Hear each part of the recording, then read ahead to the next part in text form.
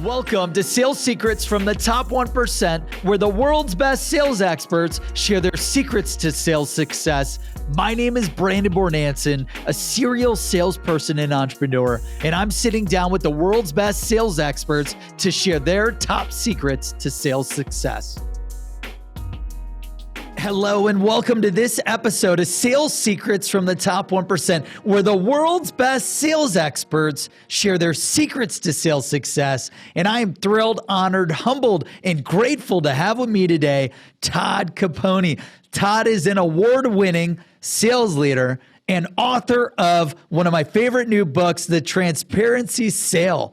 Todd also recently spent 4 years building the revenue channel of Chicago's PowerReviews from the ground up as the Chief Revenue Officer, which was identified as one of the fastest growing tech companies in all of Illinois.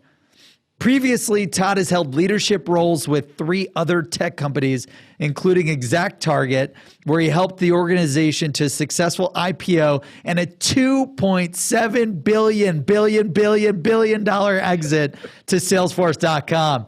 Todd is a former owner of a sales training company, built a sales enablement function to support 400 sellers, and won an American Business Stevie Award for his VP of Worldwide Sales Leader of the Year. Man, there's a lot that you've accomplished. There's a lot of great places that you've worked in sales, Todd. Thank you so much for joining us today. It is awesome to be here, and I'm even more excited after that intro. That was incredible. Yeah, man. Well, I know we've been trying to get this on the calendar for a while. First off, I'm a huge fan of the book. Really excited to learn more, share more about the transparency sale. But prior to that, the audience joining us today, the sales audience, wants to know 2 things, Todd, which I'm sure you're aware of. Number 1, your top sales secret. If you had to go back in time to when you first started in selling, if you had to hire someone and give them one top sales secret to maximize their sales success, what would that secret be? But before you share it, the audience is dying to also know, who is Todd Caponi? Where did you come from, man? What's your background? Where are all the places that you've worked? And what have you learned at all the places that you've sold for, right? Your sales successes, your sales failures, what have you learned, these micro secrets that have helped you level up to go to the next gig to maximize sales, and what'd you learn there? Successes and failures to level up, these micro secrets at all the places that you've sold for, which will lead us into probably the current of where you're at in sales, your top sales secret. So let's kick things off, man. I'd love to just, I know you went to my sister's alma mater. Who is Todd Caponi? What's your background? How'd you get started in sales? Yeah, I was Indiana University grad. You're right. And actually, when I was there, one of the, a little tip for anybody who's still in college that's looking when they get out to get a step up, my first sales job officially was selling advertising for the Indiana Daily Student newspaper. So if you want to cut your teeth in something, but I'm telling you, awesome. When you get out of college and you go in your first interview and it's you versus 5, 10 other candidates that have no selling experience, and then you can show them your successes as, taking that initiative in college. And I didn't become a bartender or work at Taco Bell or whatever it is. Right. I decided I was going to jump in. So yeah, I knew that sales was where I wanted to go. My dad was in the sales world for 40 plus years. And, that's awesome. What did he sell? It's amazing. He worked for the same company for 40 years. That's what people used to do. Yeah, and, my fiance's father did the exact same thing. Yeah. And it was a multi-billion-dollar company that sold boxes. Essentially he sold boxes, but it was the kind, if you look in your cupboard at home and you got 5 different cereal boxes, it was those types.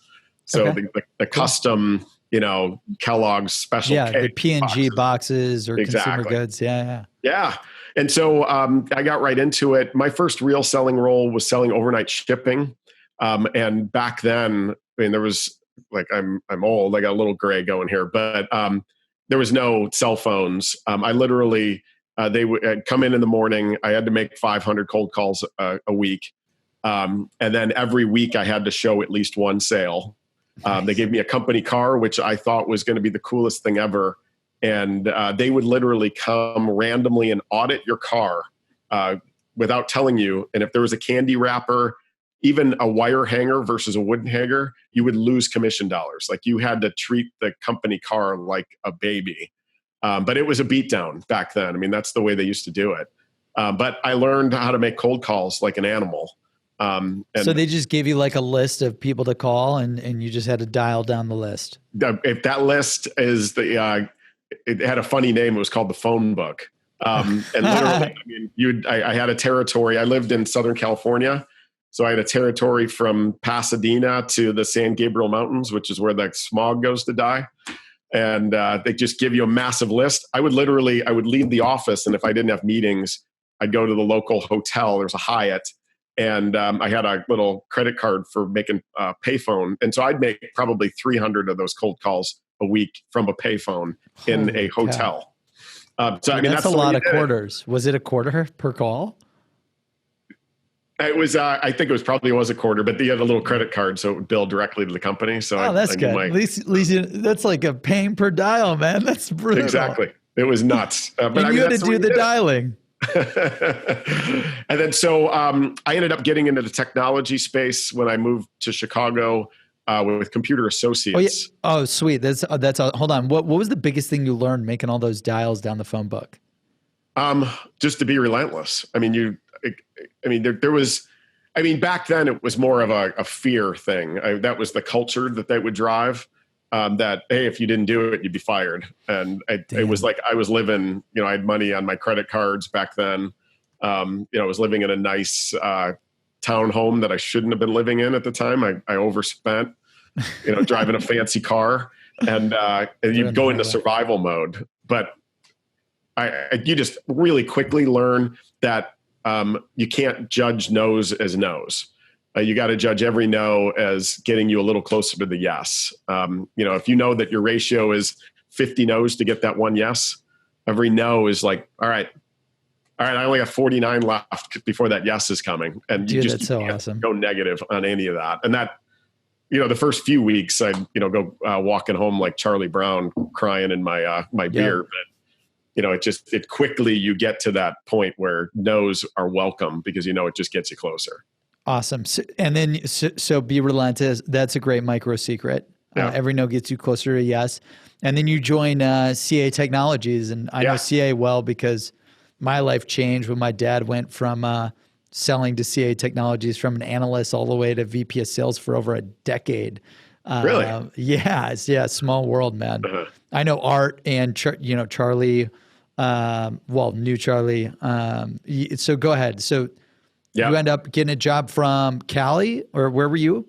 No, I was in California. I ended up moving. I was born and raised here in Chicago. Okay, sweet. And so I got a little homesick, wanted to come home. I got introduced to CA, got a job there. And again, it was at the lowest of the low levels, just lots of cold calling. And then I was handling some existing accounts. But I ended up in this new business role selling a new technology for theirs. And one of the interesting things about CA back then too is, I think we all need to look at this current environment where culture matters and culture wins. Because when I was growing up, it was a beatdown in every one of these companies. It was just like, hey, you perform or you leave.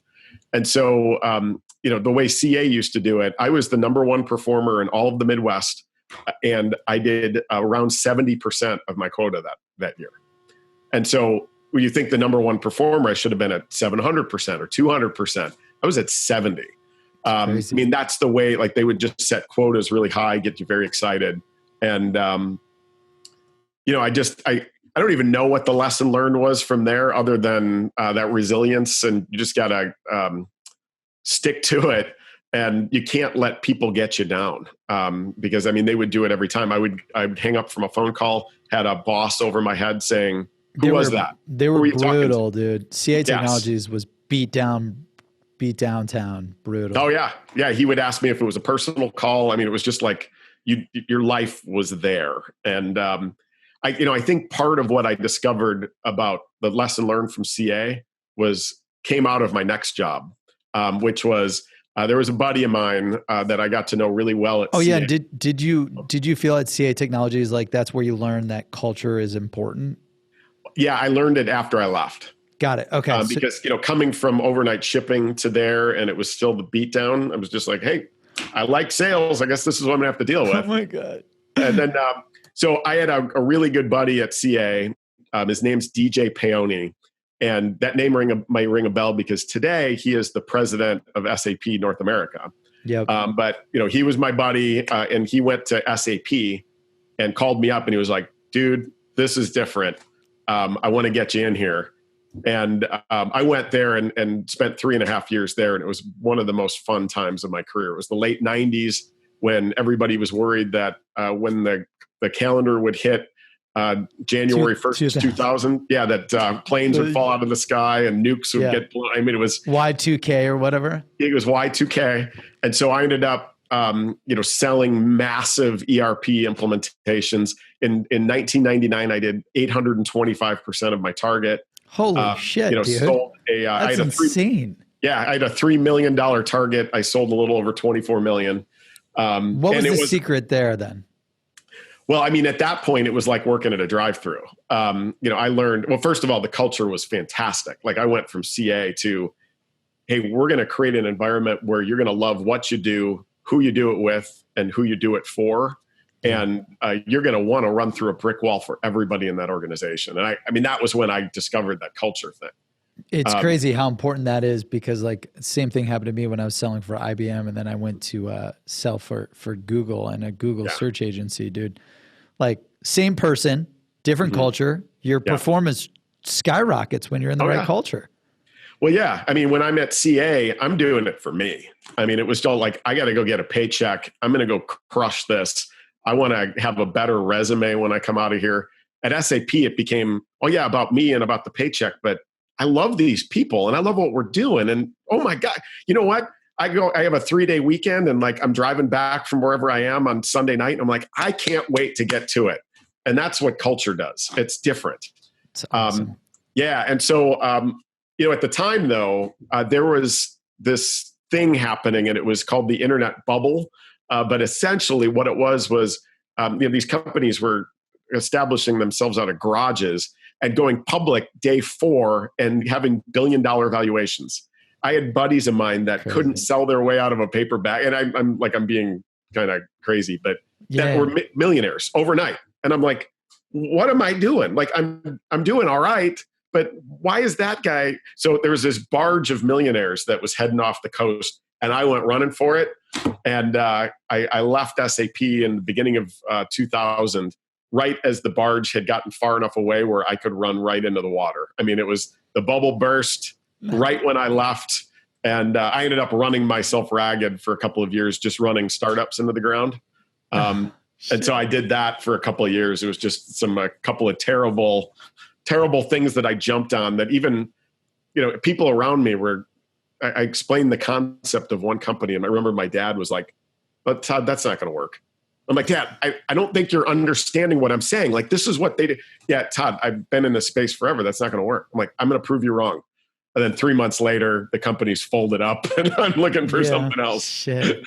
What, so the SAP thing, right? They had a great culture, you said, but culture doesn't like help you get to 900% to quotas. So what else do you think like helped drive, what were you doing differently than everyone else that helps you achieve over 800% of target? Yeah, I mean, I wish I had some fantastic thing that would go in the book and you'd love it. It was like working at a drive-through. And what I mean by that is... Yeah, what do you mean by that? Yeah, we had, when I looked at so I only had 4 accounts back then. Okay. I mean, that was 4 enterprise accounts. Yeah. And it was, John Deere, Whirlpool, Robert Bosch. And then there was a division of Ford called Visteon. Okay. Visteon spun off from Ford. So they separate out. Visteon is like, hey, listen, we need an ERP system. And all we know is that we don't want what Ford has, which was SAP's competitor. Nice. And so it was, that was awesome. Oracle. And so it was SAP or a couple of crappy ones. So I ended up I took them to Germany where we were headquartered, wined and dined them. It was the greatest dinner ever in Heidelberg, Germany. I've never been able to travel on the company international. It sounds awesome. It was amazing. Did you get to fly first class with them? I did. And I got I got a terrible story about something I did on the flight. I'll just make it really quick. Yeah, I'd love to hear it. I got my sleeves rolled up here, but they weren't. So imagine my sleeves are down. Yeah. I've got a watch on. Okay. I'm sitting in the first class. It was 1 on the left, 2 in the middle, 1 on the right. I'm sitting in the middle left. Okay. The guy next to me is like, "Hey, what time do you got?" So I do one of these, to get my sleeve to come down. The person, the flight attendant has got a tray of mimosas that I punch and spray all over everything on that flight out. In front of the client? In front of the client, I ruined the whole freaking first class cabin. And it was awesome. Yeah. So that was great. That sounds something like I would do hands down 10 times over. Yeah. I mean, there was literally, and a couple of them broke. And so like there's little pieces of broken, it was terrible. But you're just like, go figure. Like I'm here, I'm jacked up, I'm ready to go to Germany. I'm ready to crush it with this client. We're going to close this big deal. Yeah. And I mean, you were able to bounce back though. It sounds like take them to Germany and crush it. Don't let that failure or that, mistake, whatever you call it. I mean, it's just a fucking accident. Exactly. I mean, I think it goes to when we get to talking about the transparency sale. I mean, there's a piece of vulnerability there. It became the running joke for the rest of the trip. But again, at the time, there was really nobody that could do what SAP was doing that wasn't Oracle, and they didn't want Oracle because Ford had Oracle. Yeah. So it was teed up. It was a 3-month sales cycle. 21 million was that deal, plus about 70 million in services that we didn't get paid for. So it was like, $90+ million deal back then. That's huge. That just came out of nowhere. Huge. Literally at the beginning of the year. Right place, right time. Yeah. At the beginning of the year, I had a $3 million quota and I was like, how am I going to get to it? And then you come out the back end, a little over 24 million. I got my 3 million from Whirlpool and Deere, and then 20 million from Visteon. So. Oh my gosh, dude. That's incredible. I don't even want to know what you bought after, they probably didn't know what to do. They're like, how do we change the kickers? That like, they changed them. Yeah, I bet. They probably changed the whole comp structure. Okay, so that's awesome. I guess the secret there was what was it again? Ah, gosh. Oh yeah, you said it was a drive-through. But it was really the culture was where I started to really discover it. Culture and capitalize on opportunity when it brings to you, even if it comes through a drive-through or it comes through knocking over mimosas. Exactly. And then you went to Hyperion. I did a couple of startups first. And then I think at that point was when I really realized that, because in 1999, when you do 800% of your number, it's really hard not to get an ego. Oh, dude, 1,000. I bet 1,000%. You probably thought you were like the god of sales, guaranteed. Exactly. Who wouldn't feel that way though? Like when I was 18, I built a multi-million-dollar business. I was the most egocentric person in the world. Like 800% to quota has got to be the exact same feeling. Yes, exactly. And then I was quickly humbled during that bubble burst time of the early 2000s. Unfortunately, 9/11 came around. I got to the second startup I went to, 9/11 hit. Our business just crumbled. I got laid off at the time. So, I was really struggling at that point. I ended up just glomming onto whatever I could get. And that was, I ended up at Hyperion. Hyperion sold financial consolidation tools and data warehousing. And I learned 2 really valuable things there. Okay. Number one most valuable thing is you've got to have passion for what you're selling. I would wake up every morning and think about the people I was going to talk to that day as accountants, and like, no offense to accountants, but not the most exciting bunch.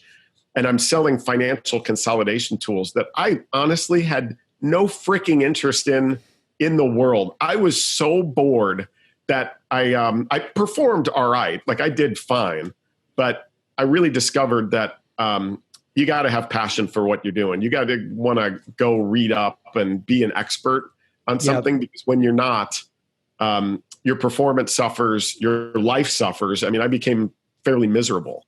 Wow. The second thing, though, is that I don't know if you're like a baseball fan or anything, but I always equated my my selling skills to that of like some of the greatest managers and coaches of all time that were okay baseball players, but they knew that their passion was for leadership and coaching. And I really discovered it there at Hyperion that, listen, I'm pretty good at selling, but man, I got to take a step up because I know I'm really good at teaching and coaching and doing all those things. So I started to really look internal to myself and go, all right, how am I going to get out of this? The bubble just burst. There's a million mid-level managers out there that can't even find jobs. Why are they going to promote me, who's just an average sales guy? So I ended up taking everything I owned, and I took some of that commission that I had from SAP, and I bought a sales training company. That's so cool. So I was just like, I'm going to shut off my income. I need to change my career trajectory here. It was a giant risk, but it was either that or go get an MBA. And I figured running my own business, doing sales training, getting into 100 different companies and learning what makes them tick, and then learning how to teach and how to own a room would be like 1,000 times more valuable than going in and getting an MBA. So I did. My first 6 months, I think I had $12,000 in sales. I mean, literally, I was scraping. Right. But I did that for 3 years, and it changed the whole trajectory of my career dramatically. Damn. So, and why did it change the trajectory of your career? Well, I think knowing when I went into it that I was either going to build a sales training company that I could be proud of and do the rest of my life, but I was like, early 30s. Yeah. Or if it sucked and I failed, the worst case is it would open more doors for me. I will have learned how the best and the worst sales organizations work. I will know how to own a room. I'll know how to teach fundamentally all of the things that matter to selling professionals. Mm-hmm. And I'm going to be infinitely more valuable to any company that I go to afterwards. That's pretty much how I felt about this passion book. I was like, I've been dreaming about doing this book, kept putting it off. And I'm like, you know what? Fuck it. Like people hate it. Like at least I got to learn from the top experts in the world. And it's hard to not want to learn all the secrets from Todd Caponi and others. Like it sounds like that's the approach that you kind of took with the training company. Mm-hmm. Yeah. Now, did you do that like in parallel to your full-time job, or did you shut one down and went all in? I went all in, which was crazy. I mean, literally worked 15 times harder than I'd ever worked. 15x less money. Exactly. Yep. Yeah, dude. I did the same thing launching this stupid sales platform called seamless.ai. 10x my income, 10x quota. Yeah. No one knows, like, I mean, dude, it takes so much time, money, capital, energy, and resources in the long game. It's the hardest thing in the world, and you've done it a few times. So, okay, so you're running this training company for roughly 3 years, little over 3 years, and then what happened? You kind of just were like ready to get back at SAP? No, there was a buddy of mine that was at SAP back when I was there that called me up and said, "Hey, Todd, I need somebody to come run," or actually he asked me to be a rep at a company that he was the VP of sales of called Hemisphere out in California. They're founded in New Zealand, there's an interesting side story there. But he's the VP of sales. He calls me up and I'm like, "Tom, I didn't go run this training company to come back and be a rep. I want to do something bigger and broader. Here's what my expertise is." And he's like, "Oh, you know what? We're trying to take what is a tactical low-level sale and bring it up to an enterprise level. Nobody knows that better than you, and with what you've learned in your training organization, maybe you can help me." And he brought me on as their director of sales operations. So awesome. I did that for a little while, but here's the quick story that I always tell this because it's I was about to ask if you got to go to New Zealand, but go ahead, keep going. Oh, I went to New Zealand a few times. I'll tell you about that later. But my second day on that job, I was in a car with my CEO of Right Hemisphere, who, by the way, is a former Broadway actor, was a former lead on Les Miserables in the early 1990s, used to be on All My Children, the soap opera. I mean, like, great dude. I was in a car with him, and he asked me what I want to do with my life. And I was like, I want to run a sales org. I want to build and run. That's my passion. Well, I'm in Right Hemisphere for a few months. I had to go to Germany to do some training for one of our partners. I finally fell asleep. I had horrible jet lag. It's about 2 a.m. And the pre-sales solution consultant guy that I ended up traveling with, who's in a different room, is banging on my door at 2 a.m. Because my cell phone wouldn't work. The SIM card wasn't working. Interesting. And so I opened the door and I'm like, Mark, dude, I finally just fell asleep. Why are you waking me up? And he's like, it's Michael, the CEO.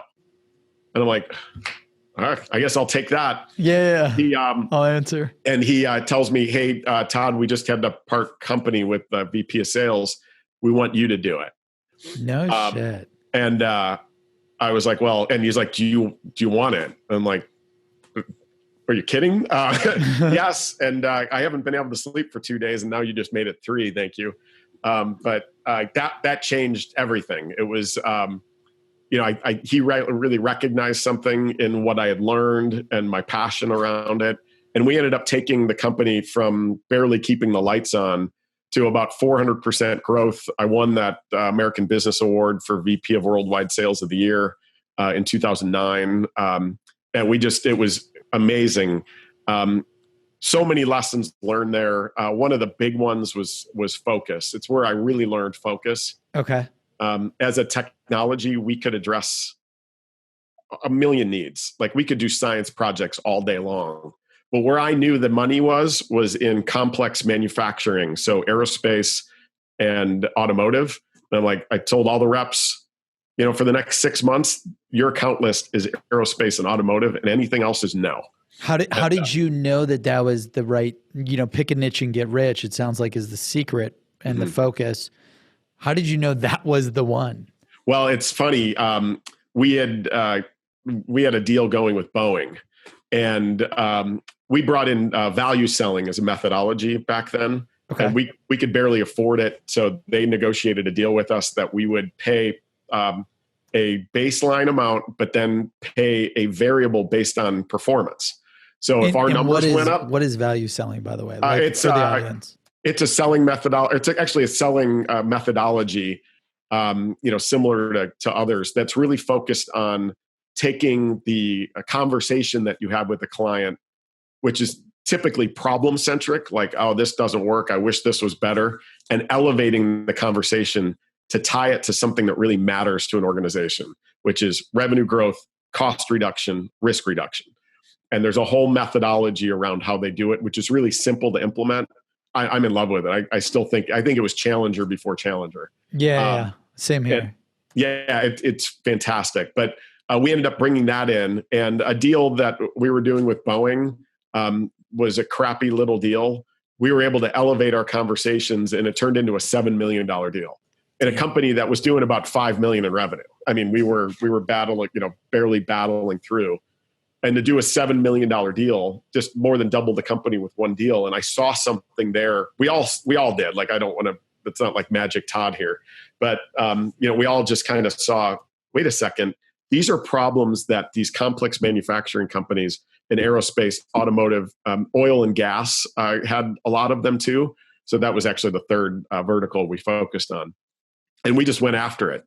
And we ended up closing Northrop Grumman, Gulfstream, Cessna, Spirit. Oh, shit. You closed them all. Yeah. Then we went after automotive. We got Chrysler.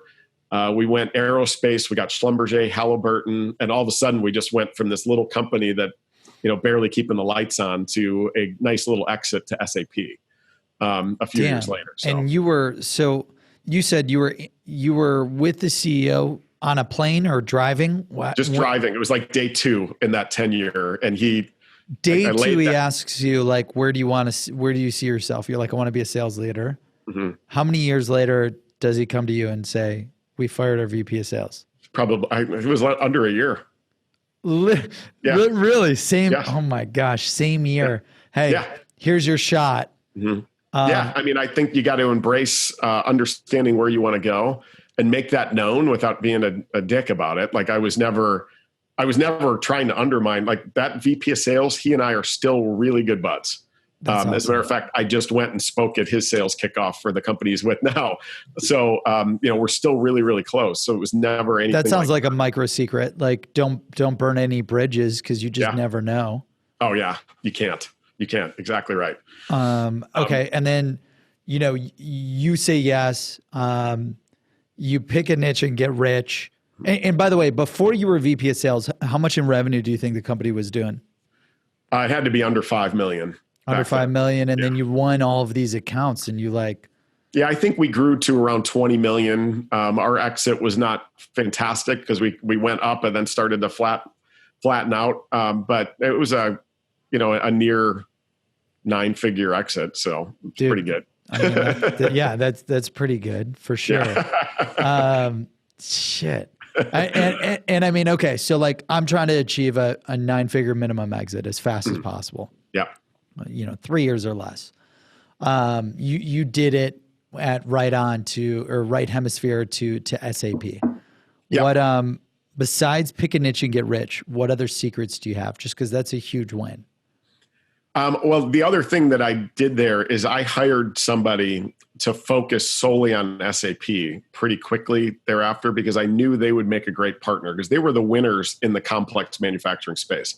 So if we're going to pick that vertical, what are the companies that support that? SAP, man, just if you're a big manufacturer, you go with SAP for all your plumbing.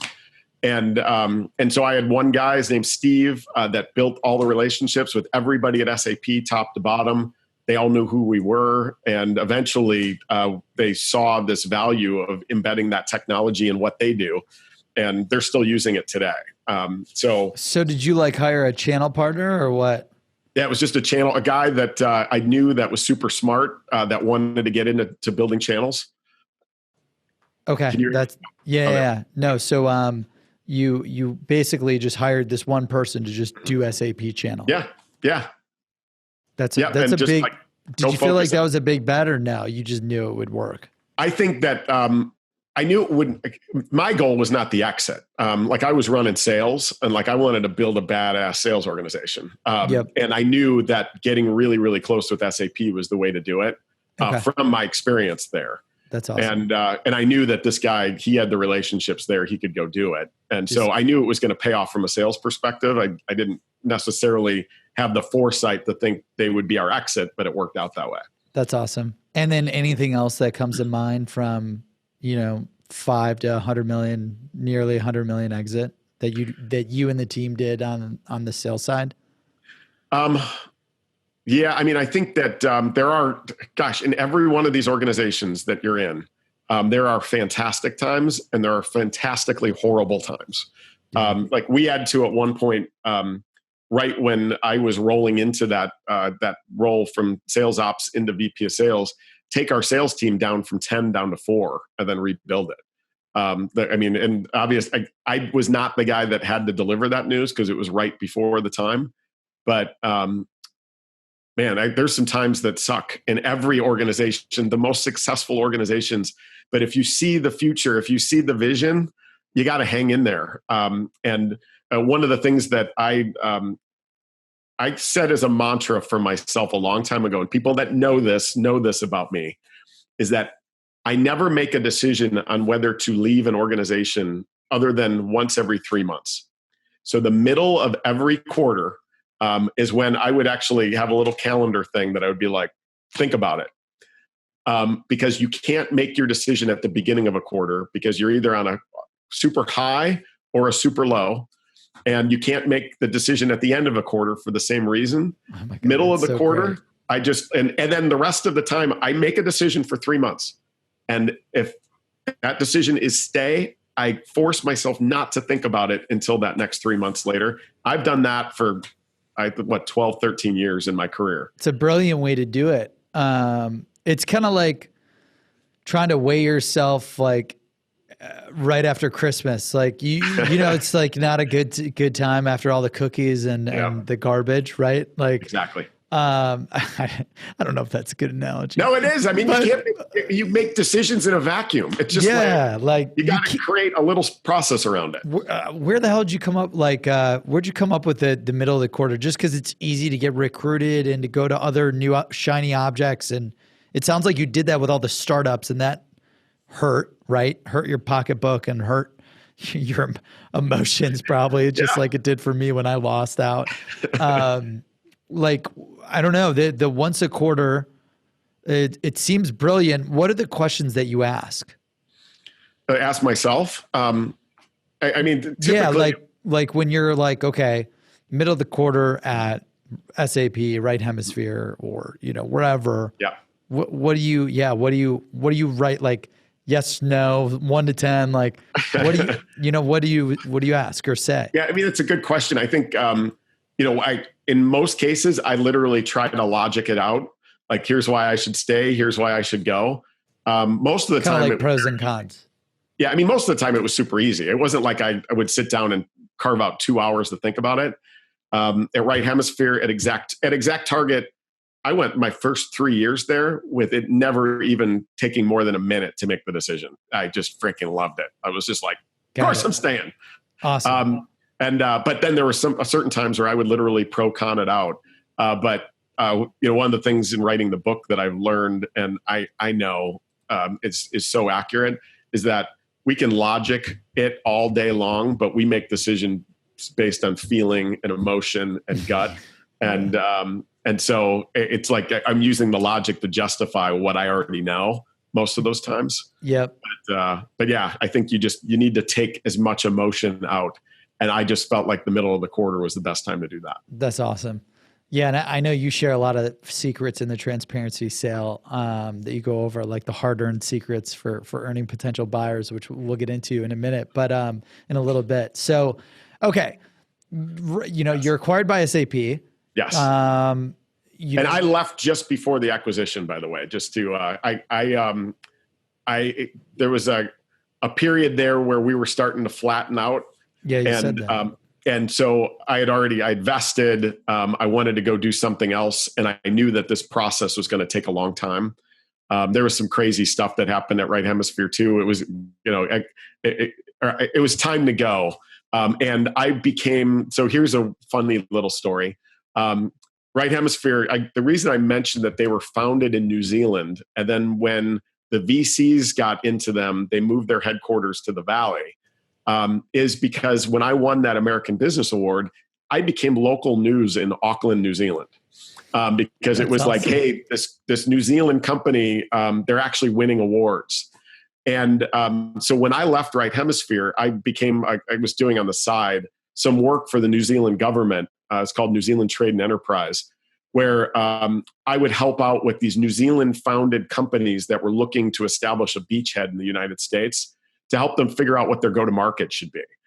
Like I gave a talk at a New Zealand Trade and Enterprise event, and their prime minister gave me really cool New Zealand cufflinks, like the North Island and the South Island. That's so sick. That's so badass. And so I was trying to do consulting at that point for New Zealand companies. I ended up going to one called Author It to be their VP of sales. And I did that for 11 months. It probably should have been shorter because I felt like it was one of those situations where they just needed 6 months to build. Was that like a ghostwriting book, or what was that? Oh, Author It? No, it was a technology. So it was a SaaS technology. Okay. Yeah, I mean, essentially what they help companies do is to not have to rewrite language for instruction manuals. Content. Yeah, it was content. So it was a content management company. They had a cool way of doing it. It was fun. I went there for 11 months. I was commuting back and forth to New Zealand, which is nuts. It's 16 and a half hours from Chicago. And again, it was a startup. So I'm doing it in coach with like the seat in my face. Brutal. But I loved it. I mean, New Zealand, if you've never been, dude, it is. Never been. It sounds awesome. It's Australia, but less commercial. It is beautiful. Everywhere you look is water and islands. And how can you not love that? Did you ever think about relocating there? No. I just had too much family and too much here. And what ended up happening is there's a guy, Andy Kofoid, who is the COO of Salesforce, but he was the head of sales for ExactTarget. Calls me up and says, "Hey, we need some help here at ExactTarget. We need somebody to run a region." I told him no. We went out to lunch. After lunch, I told him no. I literally wrote him an email with 3 bullet points as to the 3 reasons why I was not going to come to ExactTarget. And the main reason was my wife and I were having a baby, our first, and awesome. I didn't need 2 big disruptions happening at once. And so Andy was like, hey, Todd, why don't you come down to Indianapolis, which is where ExactTarget was headquartered, spend a day with us. No harm, no foul. If you hate it, if you don't want to do it. And I was just like, I don't know why I didn't just cut it off, but I'm glad I didn't, because it was the greatest decision ever. But I end up driving down to Indianapolis. I meet with Scott Dorsey, who is their founder. Yeah. And I meet with the whole leadership team. I fall in love. And I end up going there for an incredible 3.5-year drive of not only running a team for a little while, but Andy knew me and needed somebody to rebuild Enablement from the ground up. And this was like 2011, when Enablement was not the term that everybody knows now. Right. So he asked me to do it. I was like, yeah, what's Enablement? And I took the team that they had. I found them all jobs in the organization, rebuilt Enablement from the ground up, had a team of 10 eventually that supported about 400 sellers. How do you define enablement, like in your terms when you went over there? Yeah, I mean, enablement before, there's a difference between what I call sales training and sales enablement.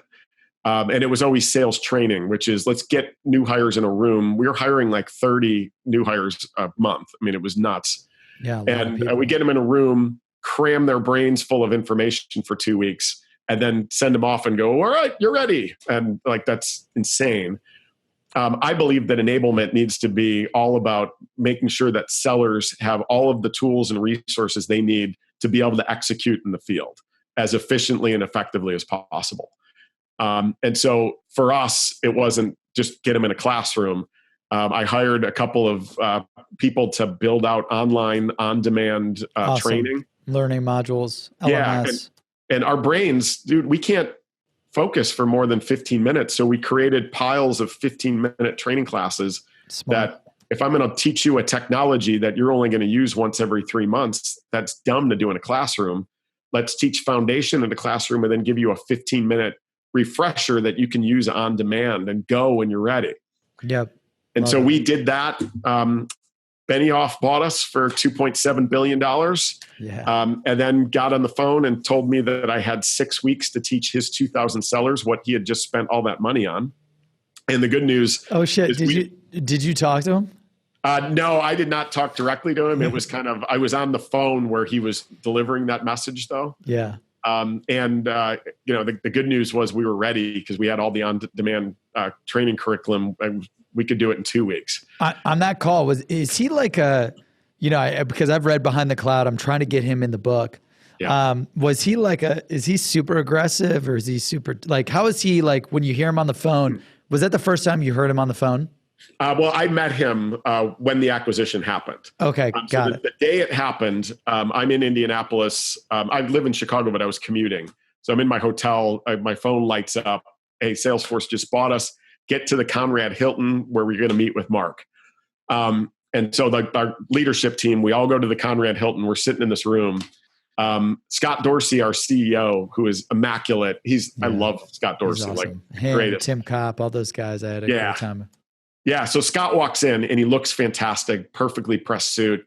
Benioff's behind him. Benioff's like 6'7". He's huge. He's really tall. He's disheveled looking. His hair is flapping out. His shirt, the collars are all bacony.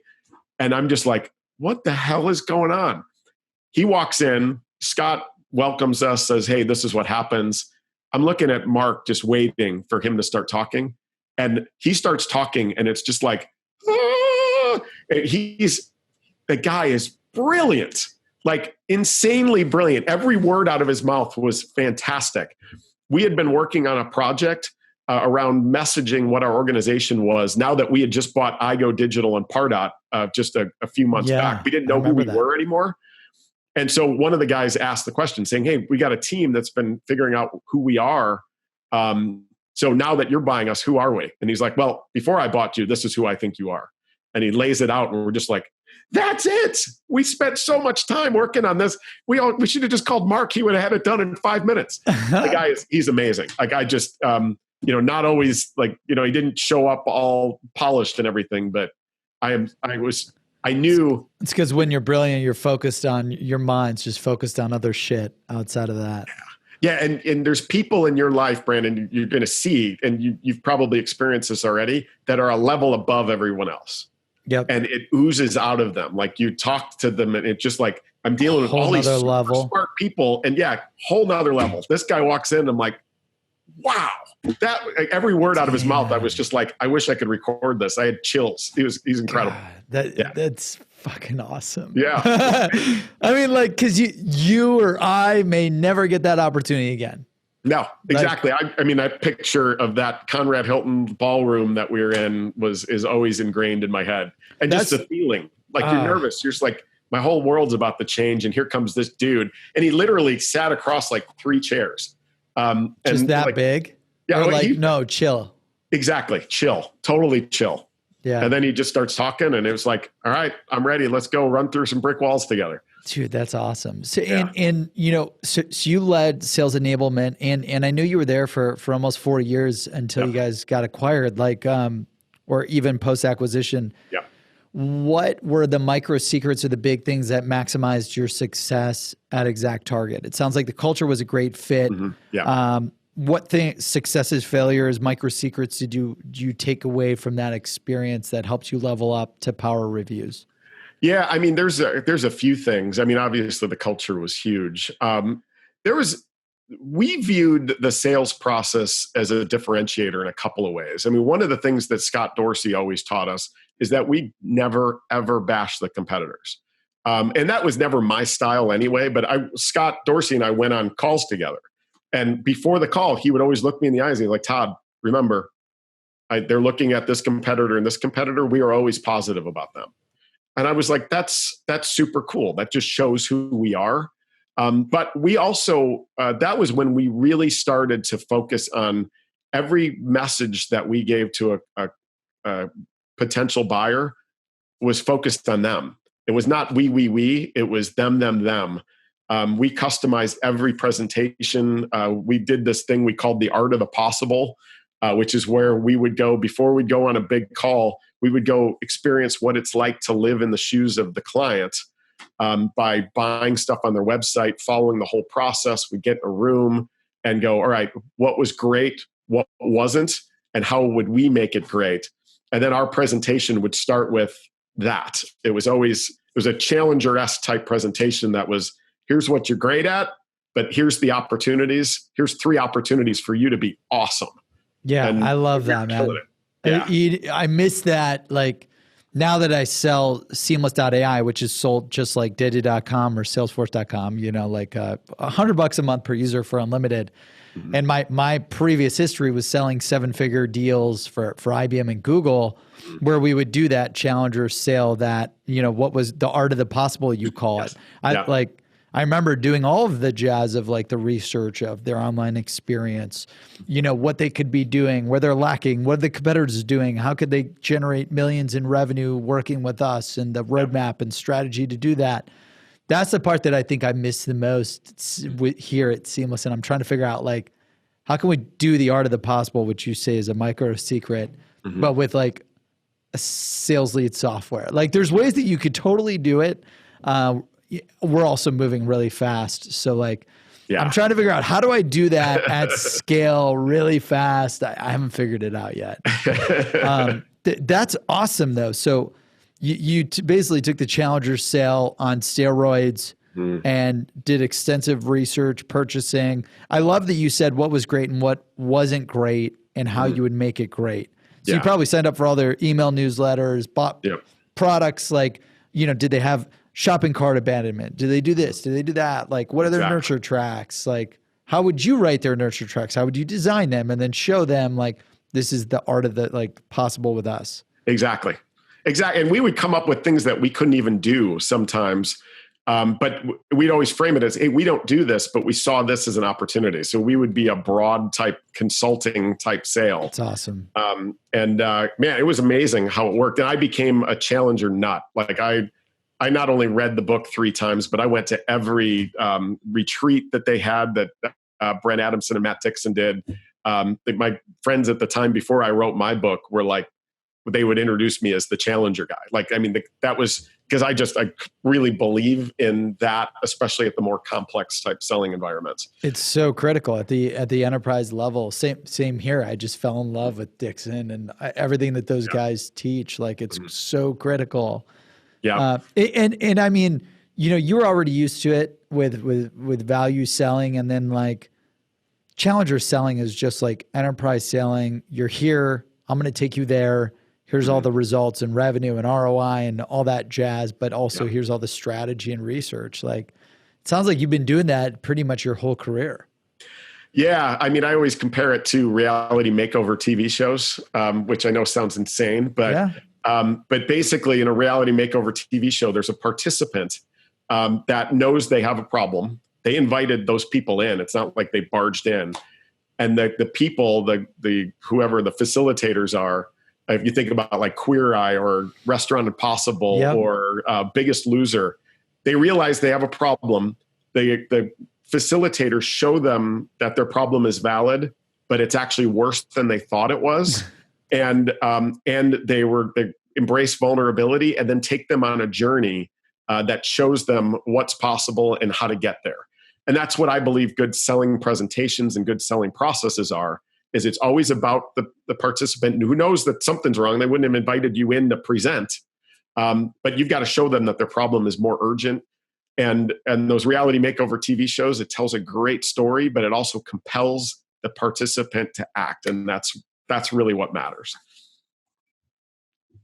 That is so good. Yeah, participant shows them they have a need. You got to tell a great story. You got to create the urgency. Yeah. Yeah, that makes a lot of sense. It's anything else that you think that you and the team did amazing, success-wise or failure-wise, that you learned from that helped you level up to the next stage of your career, which was PowerReviews? Yeah, I mean, the other thing was something that was from the top down. So Scott Dorsey started it, but Andy Kofoid, all the executives, we were hiring like crazy. I mean, literally hiring so I ran a team, a central region team, I rebuilt Enablement, and then I ran a strategic accounts team before I left. But we were doing weekly recruiting calls with Andy where he would go down and beat you up in Andy way. I mean, very positive.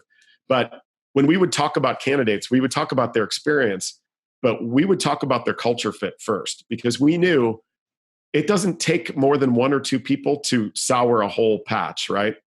And so great advice. Yeah, I mean, there were times where we would hire people with less experience, but that were more positive. You wanted to, like, they're part of your family, right? Like, and we always made that a priority.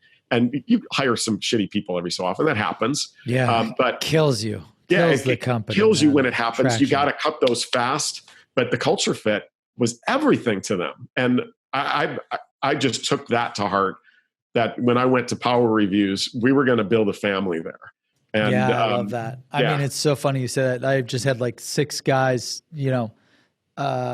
crash at they've been crashing at my place for like a week because we just got hit with a shitload of snow and everyone's flights got canceled. But we try to kind of build that family. And I mean, I've hired people that were like less experienced due to positivity, hard work, and hustle, even if they're missing some of the skills.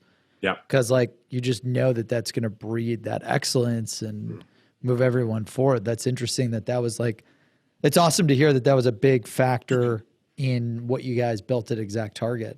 Yeah.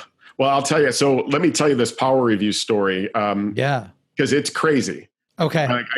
No, people don't know this very well, but and just give a preface of what PowerReviews is, and then walk us through the story. I'll get to it. So awesome. What happened was Amazon back in the 1990s started collecting and displaying ratings and reviews next to all their products, right? So 2005, 2006, 2 companies started saying, hey, maybe we can bring this to retailers and brands. What PowerReviews does, there was a company called Bazaarvoice that does the same thing, helps retailers and brands collect and display ratings and reviews. So you're on a website, you're looking at a product, you'll see the ratings and reviews next to it. It's probably one of those 2 companies, which are really like the big players. 2012 comes around. Bazaarvoice decides to acquire PowerReviews. Yeah, and Bazaarvoice was founded by Sam. I used to do business with him at Sam Decker. I did business with him at IBM Interactive. I remember. Oh, nice. Yeah. Well, so because they were like the first ones in that space, right? Yeah. Yeah. Exactly. So there's only two main players. Bazaarvoice buys PowerReviews under the amount of money that the Department of Justice would look at for antitrust. But a few months in, companies start complaining and say, there's something fishy going on here. Department of Justice sues Bazaarvoice, wins. In 2014, Bazaarvoice is forced to divest PowerReviews. What? An investor in Chicago buys it for pennies on the dollar from Bazaarvoice and says, let's go. And so that happened in July of 2014. That investor and CEO is a guy named Matt Moog, who, if you don't know him, the guy is fantastic. His dad invented the music synthesizer, so he's in the Rock and Roll Hall of Fame, the Moog synthesizer. But Moog he's the founder of Built-In, so Built-In Chicago, Built-In Denver, Built-In New York, that's all Moog. And Moog is like, all right, we've got a product. We've got some customers that hung around for 2 years while this whole lawsuit was going on. But we have no sales, no marketing, no product pipeline. And so I end up talking to Matt about, he goes on this, retained search for an SVP of sales, interviews 13 people, hires me to come do it out of the 13, and wants me to rebuild the sales engine from the ground up. And so in a 3.5-year period, I came in. And this was, by the way, this was an acquisition that was going to be worth like almost 200 mil, right? Bazaarvoice was acquiring PowerReviews for like $168 million. Dude. And then Matt buys it from them for 30. 2 years later. God. Yeah. And so, the only problem is, like you said, like there's no pipeline, right? There's nothing.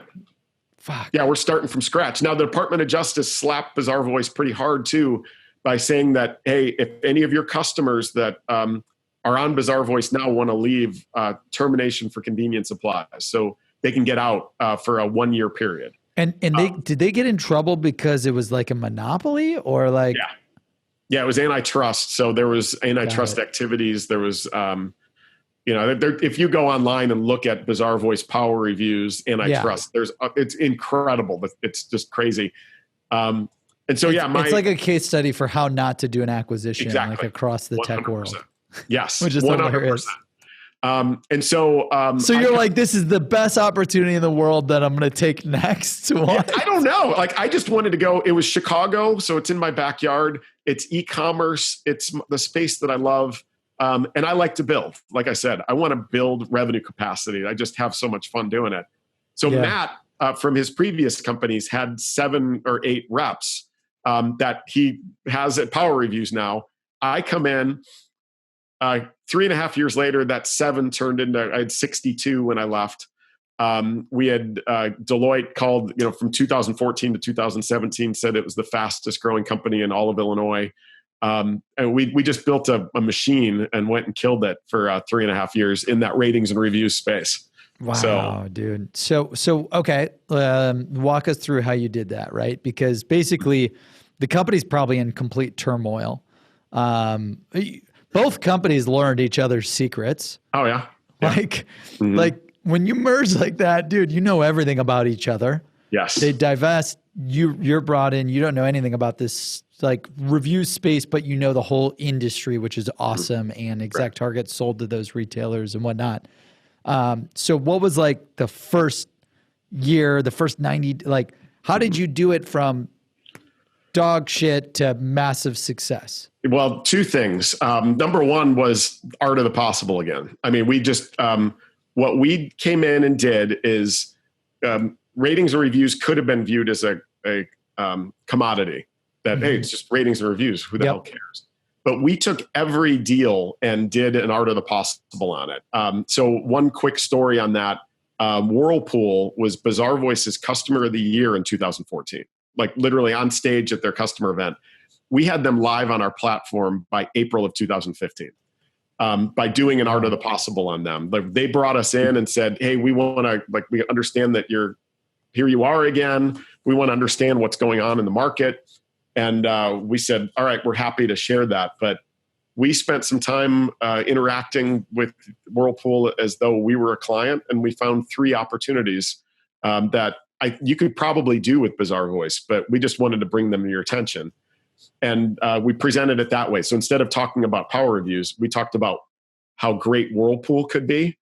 And they're like, wow, we love you. Like, and they hired Accenture to do a, no emotion type evaluation, picked us, bought from us, and implemented in, less than 2 months. Oh, they brought in Accenture. So like it was unbiased because they really liked you guys.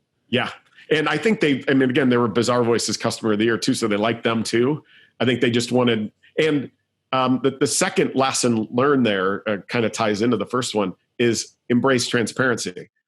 When we're on the shelf at Bazaarvoice, so Bazaarvoice buys us and then can't touch us while the lawsuit's going on, can't touch the technology. There's no product roadmap. There's no development going on. When I got to PowerReviews and looked at the reporting in the back end, it looked like, it was from 1995. It was horrible. There were certain things about the technology that hadn't scaled. So when we go into Whirlpool or any of these other companies, we're communicating with them that, hey, listen, here's some of the things that we suck at right now. Like, you're going to find out anyway. So like, let's lead with transparency. And man, companies just magnets to that dialogue. I love that you just said what you were. So you said what you were bad at, and then like the reporting, it sounded like was bad. And then what did you have competitive advantage wins like on the review side, or was it more like apples to apples? I was apples to apples for the most part. I mean, we had to. So that's why you had to do the art of the possible. Yes. Yeah. Exactly. I mean, we had to create an advantage through the way that we sold, the way that we interacted, through our culture, we did. I mean, I don't think there's any doubt that from top down, from Matt Bogue, and then Kira Meinzer, who was our VP of HR, was just a great personality and culture. We just built that from the top down. And man, like we would close deals and have piles of sales reps on top of each other celebrating. It was amazing.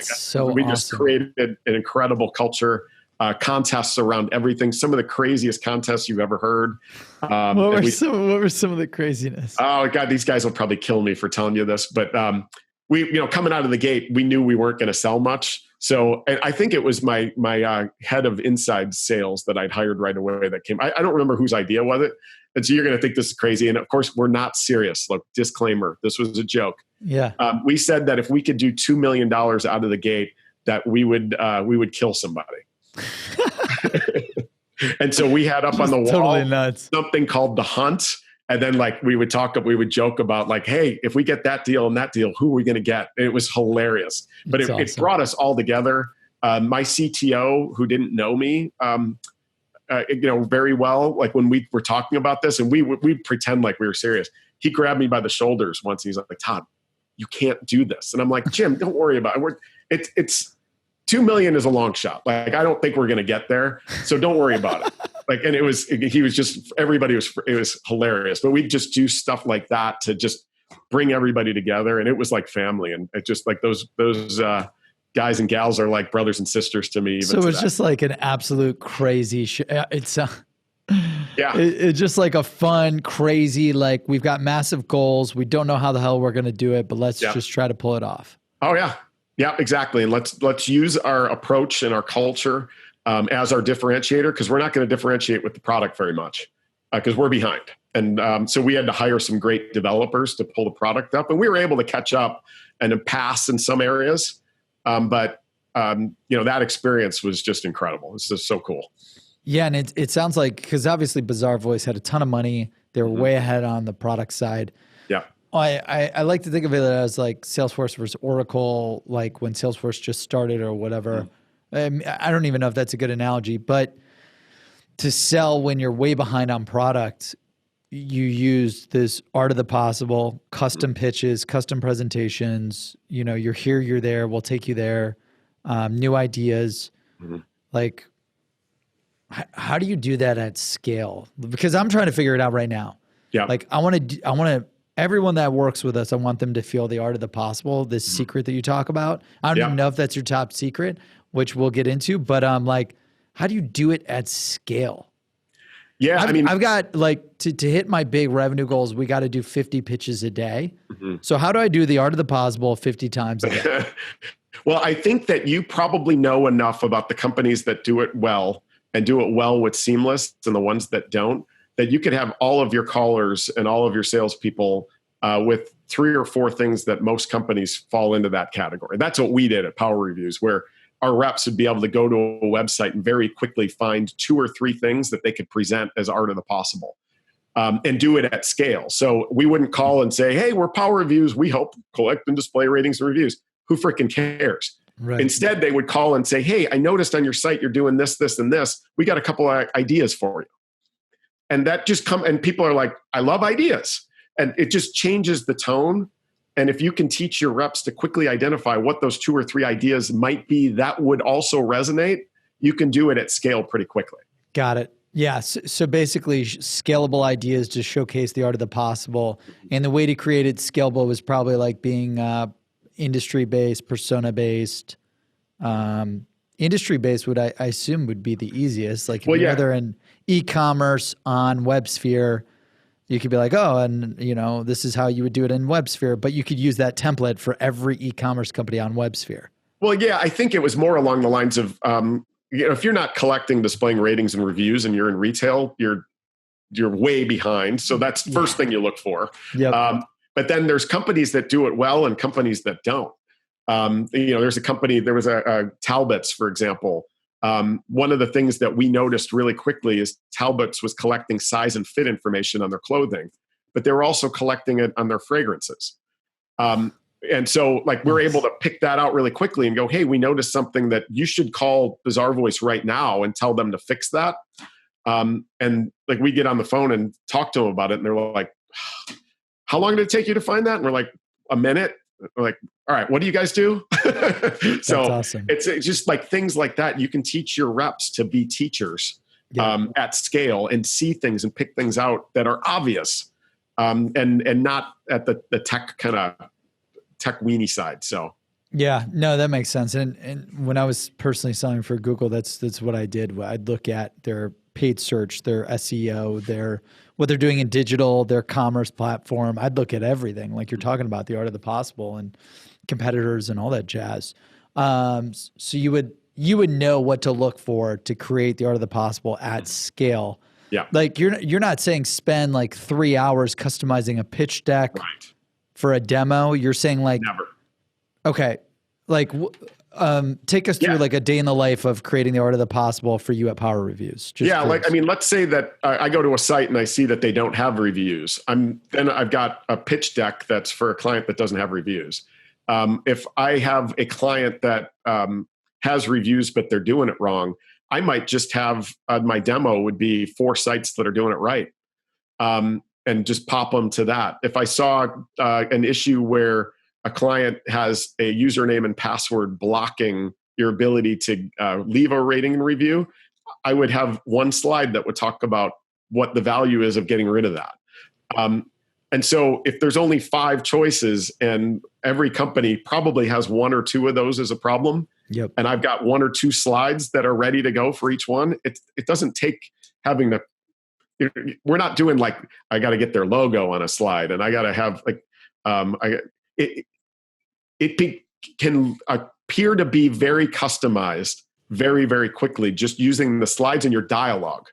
Your customization is not about your slides. It's about your language. And that's what we would just create is a way to scale that. And then, was the art of the possible, was there anything else like with people or with process or with technology that helped you guys scale really quickly? Like, you got, I don't know what year 1, what were you doing in revenue? And then like 2, 3, and 4, and like what, in addition to the art of the possible, in addition to the culture stuff that you did, like, was there anything else that helped dramatically increase growth? Yeah. I mean, I think from a scale perspective, year 1 was unbelievable. And then once that termination period ended, and I talked about that earlier, where Bazaarvoice clients had the ability to get out of their contract, no questions asked, for a year. Once that ended, we crashed for 2 months because then we started having to time our sales based on when their contracts were ending. One big thing that we did, and this was not my idea, this was our CEO and our VP of HR, is instead of getting down on people, we threw a massive party where we rented a boat and went out on Lake Michigan for a day, did a scavenger hunt, and just like really brought everybody together during a time where things were down. It's like when things are great, it's easy to have fun. When things are down, it's hard to have fun, but you got to find a way. Really hard. Things are going to go up and down in every organization. Embrace the down swings and get people even more motivated in those. That was a big thing that we did. That's awesome. And then, I mean, it was just about scaling right. When you go from 7 people to an organization that's, it's sales development, you've got pre-sales, you've got AEs, you've got enterprise reps, solution consultants, sales enablement, client success, account managers. You just got to hire, again, for culture, which is really important. You've got to create scalable means to get these people on board. Otherwise, you're not going to grow very quickly. And I think the capacity model was an important thing that we figured out too, is to figure out at one point, are we going to hire over our skis and make sure that we're not doing that? Just make sure that there's a market for every rep. Because then otherwise for SDRs and AEs, you mean like understanding like the output and the KPIs? Yeah, and just making sure that you're growing smart. So I, as you heard from my right hemisphere example, I'm a strict no science projects guy.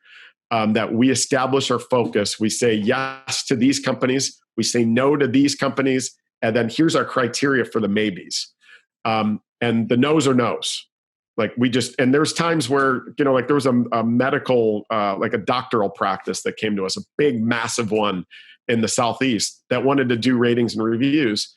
And everybody was excited about it. Like, hey, we could open this healthcare space. And I'm like, no, we're not doing that. But that's going to take time, attention away. That rep has got an opportunity to close 5 really great deals, and we're going to go on the science project for a year. My answer was no. And then we ended up doing it anyway because I got trumped on that one, and it never closed, and we just burned a bunch of cycles. Our roadmap got behind. We missed numbers, and it's like, dude, you got to focus. You just have to figure it out. So it happens over and over again.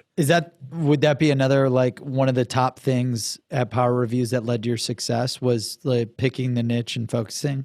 Yes. Yeah. I mean, we weren't as strict with it, but it's retailers, it's brands, and it's only brands that want it's kind of deep. Like we don't need to get into the nerdy stuff, but there's brands that want to syndicate their reviews to retailers. And just the Cliff Notes version of that would be, a Whirlpool, for example, they'll collect a review on a washing machine on their site, but you can't buy a washing machine from whirlpool.com. Yeah. They want that review to show up on Best Buy and on Lowe's and on Walmart, and that's syndication.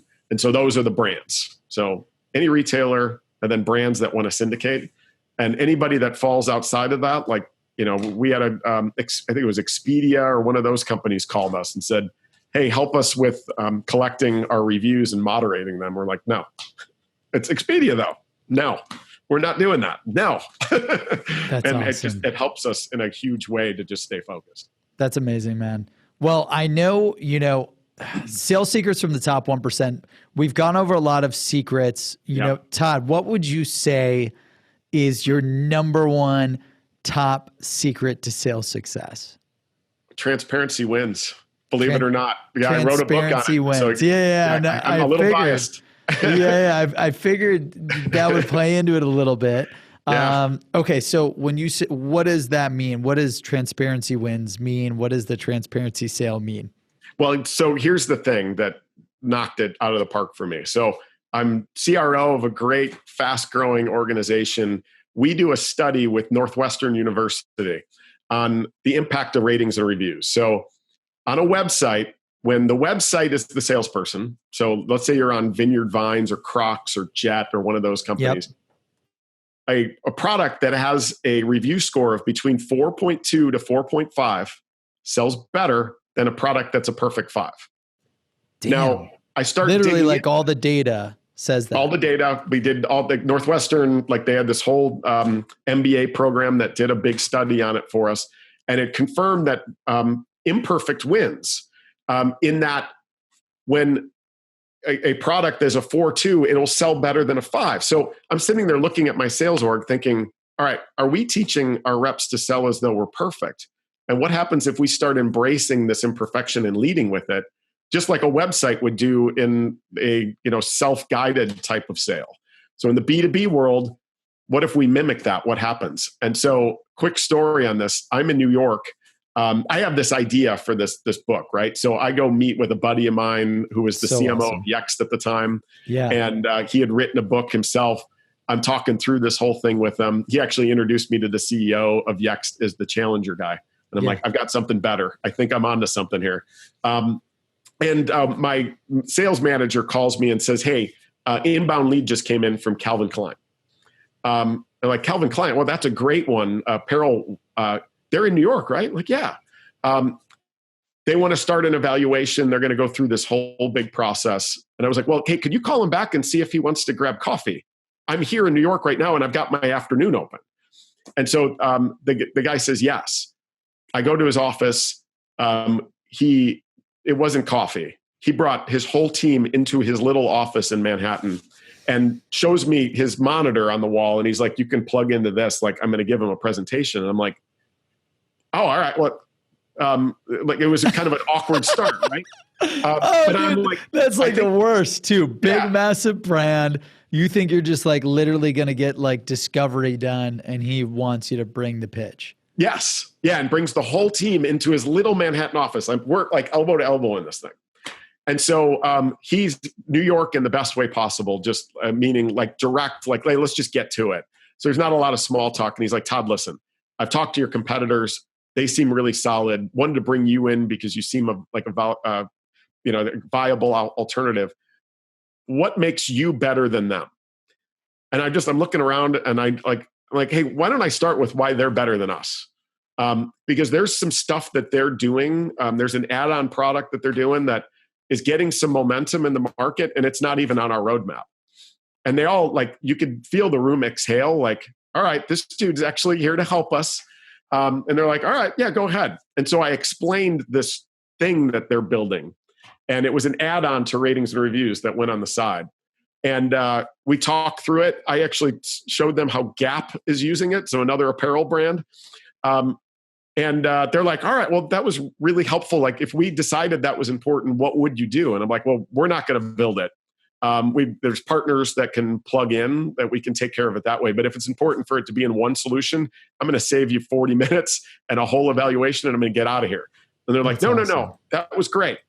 I start talking about the cost of not doing that, like what we're going to be really, really good at. 20 minutes into the meeting, they kick the other 6 people out. This SVP of e-commerce pulls a folder off of his credenza, opens it up. It literally is his budget, and it says ratings and reviews and how many dollars he has. He's like, can you hit that? Now, I've never had a buyer show me their actual budget before. We talked through it. 2 weeks later, they chose us, so they didn't do a formal evaluation. 4 weeks later, when they did all the T's and C's, because that's how long it took, they chose up, like the deal was signed, and now they're a great reference. 6 week sales cycle in what normally would have been 6 months. So I'm like, all right, I got to write a book. This is crazy. Holy shit. And so I start. Oh, go ahead. I don't want to. I was going to say, I start doing this with other opportunities, and the same thing happened. Again, when the website's a salesperson, imperfect wins. In a B2B person-to-person type of experience, imperfect wins too. It's exactly the same thing. It's brain science. It's how we're wired to resist being influenced. And when we are being honest and forthright and embracing our vulnerabilities, we should. The 2 other pieces of that, which is so important, is if we don't, it's easy for them to find out where you suck. Like, I can go online right now and look up Seamless and figure out what it's going to be like to work with you. So you might be presenting as though you're perfect, but when we do that, we slow sales cycles because you're forcing the buyer to find out why you're not. And so in this world where pervasiveness of information and feedback is so easily accessible, we need to be leading with it. And when we do, we shrink sales cycles. We don't force buyers to go have to do any more homework than they're already doing. Oh, I love that. And was that the first time with the Calvin Klein? Was it the first time you did that type of like reverse transparency pitch? Advertently, yes. Like we had done it when we were first starting out, and it was working out. Like I talked about with, our reporting engine's way behind. We don't have a product roadmap right now. Yeah. Like we were doing that and leading with it, and it was really working. But I often joke about IKEA, for example. Like you go to an IKEA and you're going to find the product yourself. You're going to load it onto a cart without brakes yourself. You're going to jam it into your car, get a couple of injuries yourself. You're going to get home and put this damn thing together, about 30 F-bombs through it. Yep. And you're going to love your modern Scandinavian design furniture that you didn't pay much for and probably go back next weekend. Now, we all suck at something. IKEA doesn't hide any of that. They just say to the world, we're not going to be good at that buying experience, so we can be great at giving you this furniture at a price that you can afford. And they've been the number one furniture retailer for 8 years in a row. I just think that every organization, in embracing what you're not good at, you can lead with that, and you're going to speed sales cycles, increase win rates, qualify deals in and out faster, and make it really hard for your competitors to compete against you. And that's why I wrote the book and what it's really about. And there's a ton of tactical stuff in it. How do you apply it to prospecting, presenting, positioning? Even the big thing that gets a lot of momentum is what I call transparent negotiating, which is laying your cards face up on the table during a negotiation. Yeah, dude. And you said the competitive advantages of transparency wins. What were those again? You're going to see boom, boom, boom, boom, boom.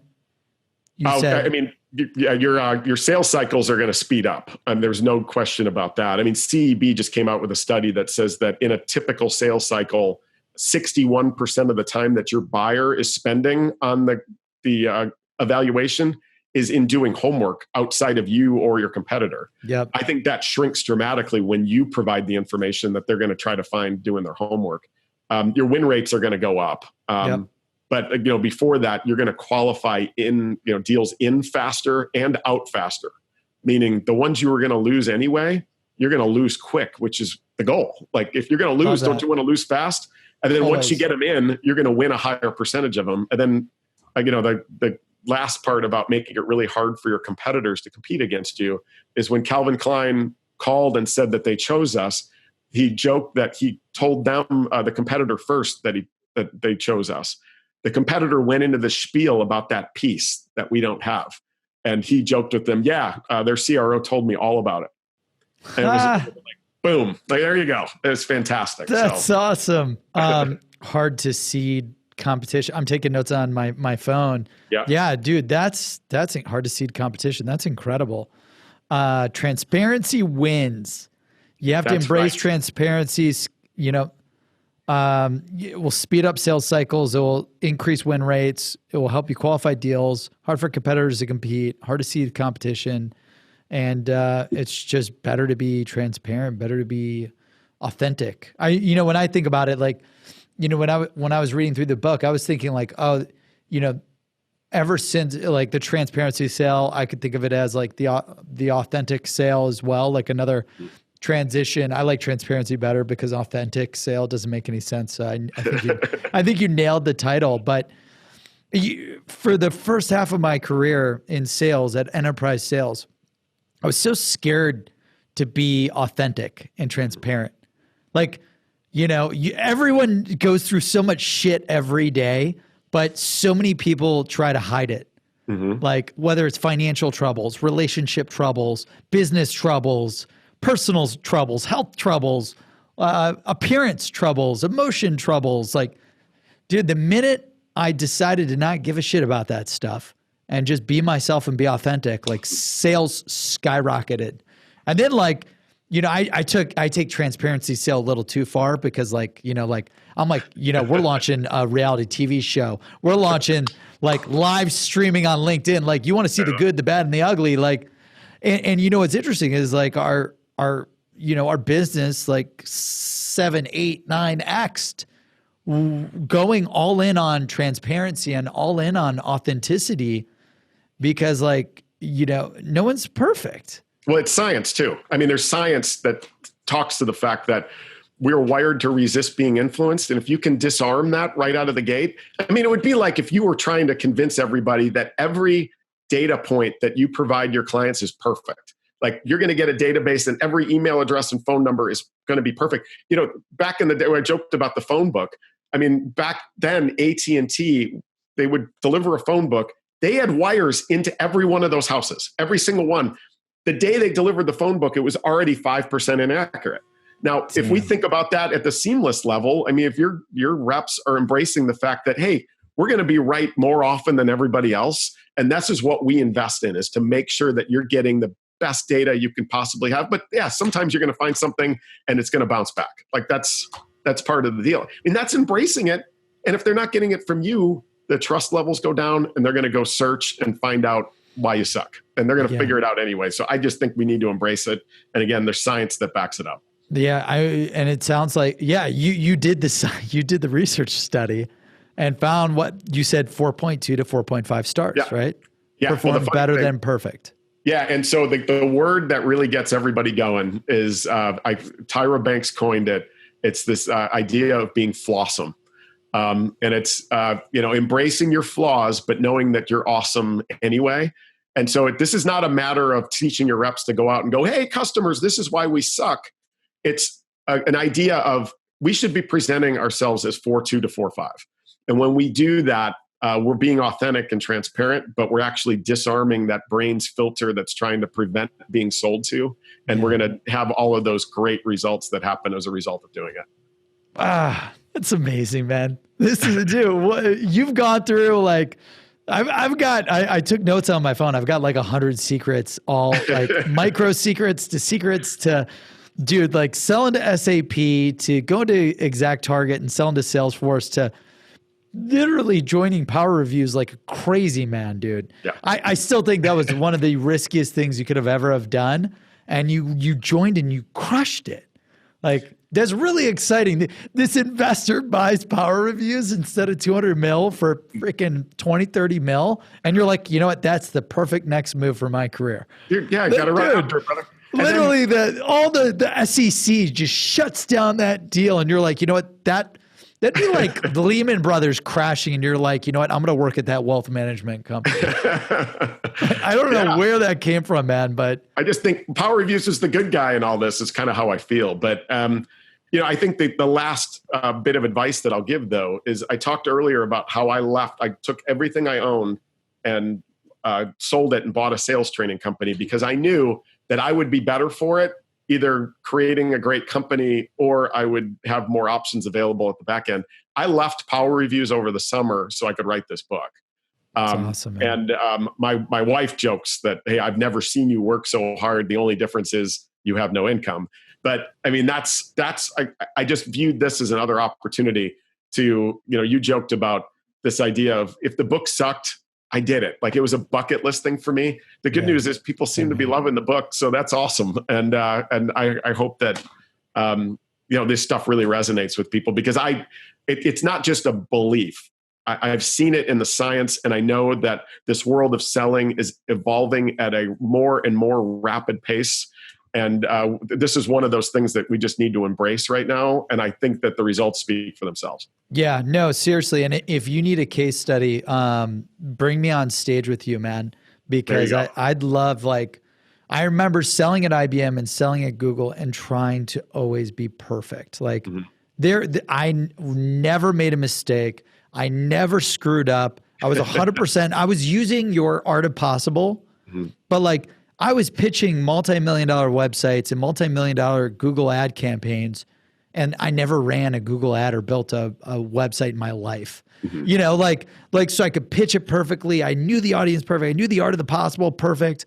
But at the end of the day, I would never tell the customer I didn't know what, I knew how it worked, but I never knew what, how to execute it myself. And I just would, when I moved to authenticity, now granted, I 10x my income doing that using Seamless, but joining Seamless and then being 100% authentic and transparent with our company, with where we're at.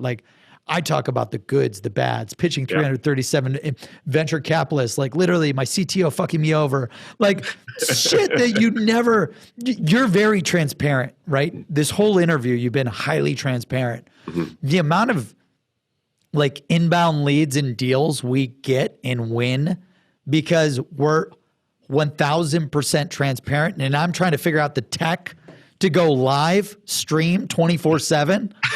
Like I've just seen it blow up my business. Being transparent and being authentic wins, like giving a shit and about your customers wins and why. And, I think we could do a better job of showing where we're weak and where we're strong compared to the competition.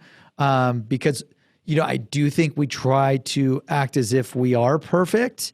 And it's funny, my VP of sales has been leading, he also read the book and he's been leading, hey, this is where the competition is going to be really good. And this is where we're going to be different and where we may be lacking, but this is where we're going to be incredible. Yeah. And I see the close rates go up by applying the principles in the book. And it's incredible. Yeah, if you go to G2 Crowd right now, there's 10 reviews on seamless.ai. Your score is pretty good.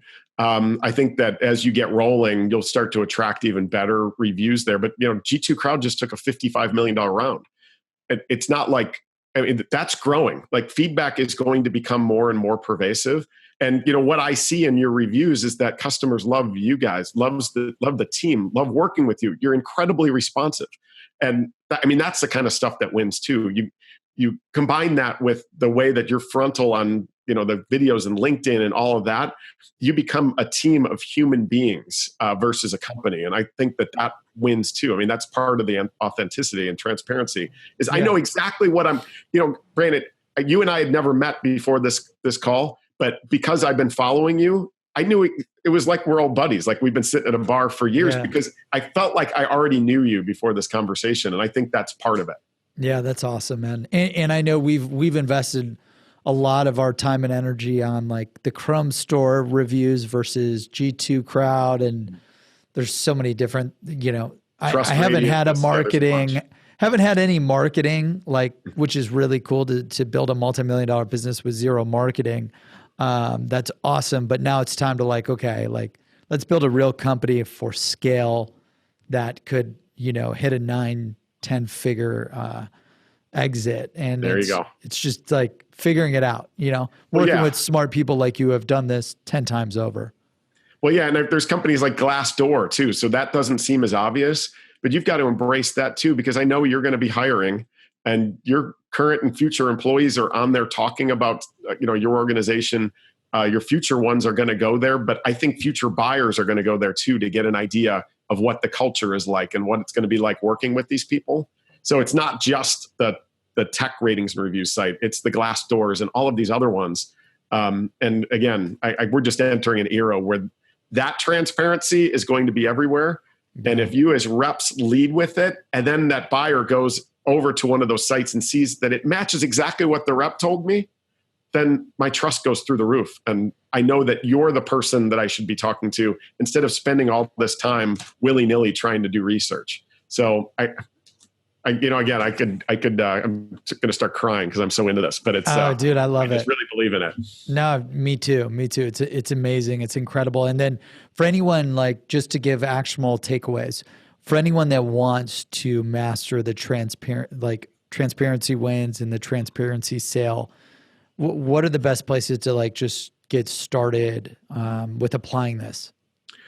There's so many. I think that number one is just go out there and make sure that you know what customers are going to find when they go do homework on their own.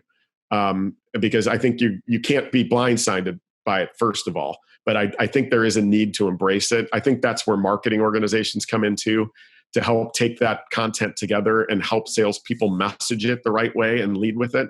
So again, if they don't get it from you, they're going to find it on their own. But I just believe that there's so many other areas in the way that we prospect from the things that we talked about. When we lead with I or we are just white noise in a executive's inbox. And we need to be delivering personalized, valuable content in short bursts. the presenting, I talked about this whole idea of reality makeover TV, but I think if you start thinking, the concept is, let's think less about how great we are and more about how great our prospects can be, and embracing that in everything that we do, you're going to see a massive change. And then finally, in negotiation, it's not Texas Hold'em, and we don't need to hide our tells. I think there's an opportunity to go in and say, hey, Mr. or Mrs. Buyer, the 4 things that we care about is how much you buy, how fast you pay, how long you commit, and when you sign. And we can talk about all of those 4 things as opportunities to pay you in the form of a discount. When we do that, it's amazing that trust builds up until the close, instead of negotiation being a time where trust gets eroded because we're lying to each other right at the goal line, right when they're about to sign. So it goes through every element of the sales process, and I just think we need to embrace it. Oh, that's amazing. And then also, last takeaway is pick up the transparency sale if you really, really want to master how to win with transparency. Transparency wins with the sales secret. Dude, Todd Caponi, this has been incredible, man. It's been a long time coming. Yeah. Where can the audience follow you, subscribe, connect with you for more? Yeah. Obviously you can connect with me on LinkedIn. Just tell me where you heard me. The blind ones are a little hard for me to figure out sometimes, but I want to embrace your audience. Obviously, you can go to transparencysale.com. And I bought every URL that's close to it. So if you mistype it, it'll probably still go to the site. You can sign up for updates there, and then follow me on Twitter at @TCaponi. Todd, thank you so much for the time and for sharing your top sales secret. Transparency wins. And the audience, thank you for joining us for this episode of Sales Secrets from the Top 1%, where the world's best sales experts share their secrets to sales success. Order a copy of the book at secretsalesbook.com. That's secretsalesbook.com, secretsalesbook.com.